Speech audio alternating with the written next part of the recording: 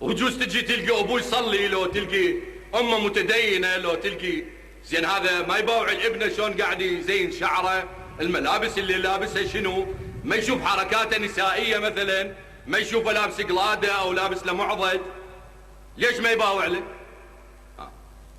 ما هي هاي المشكله.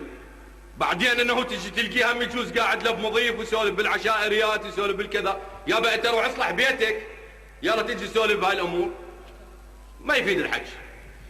احنا نلتهي في امور، نسقط هذا ونسقط ذاك ونحكي على هذا حبيبي اذا بيك حيل وعندك مروه والك خلق السولف هوايه، اصلح الناس. الزم لك واحد منحرف اصلحه، شنو المشكله يعني؟ لا تستكبروا على ذلك. انا هسه لو يجيني واحد من هؤلاء الناس الشواذ، الله شاهد اتعب نفسي وياه. لماذا؟ لانه هو هذا تكليفنا الشرعي، ان نصلح الناس ونهدي الناس. لاحظ النبي عيسى سلام الله عليه كان يجالس العشارين، العشارين هذول يشربون خمر ويسنون وكذا، يقعد وياهم على التراب الرجال، وهو روح الله وكلمته التي القاها الى مريم.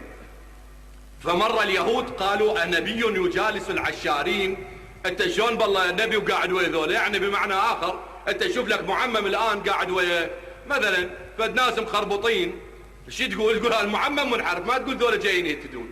هذا سوء الظن موجود على اي حال، يشتغل 24 ساعه بفضل النفس الاماره بالسوء مالتنا.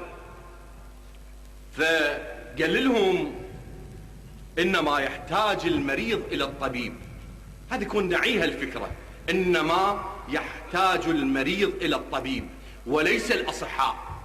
انا ما جاي اصلح الاولياء وجاي اصلح الانبياء وجاي اصلح الائمه، انا جاي اصلح المفسدين والفاسدين بالحكمه والموعظه الحسنه. فتدخل الى الجامعات، ماذا تجد؟ ما شاء الله بل ما شاء الشيطان من الفجور والعلاقات المشبوهة وتبادل الصور نحو ذلك من هذه الأمور، ما شاء الله.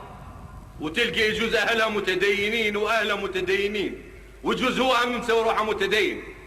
تلاحظ هذا واقع حال نحن نعيشه الآن.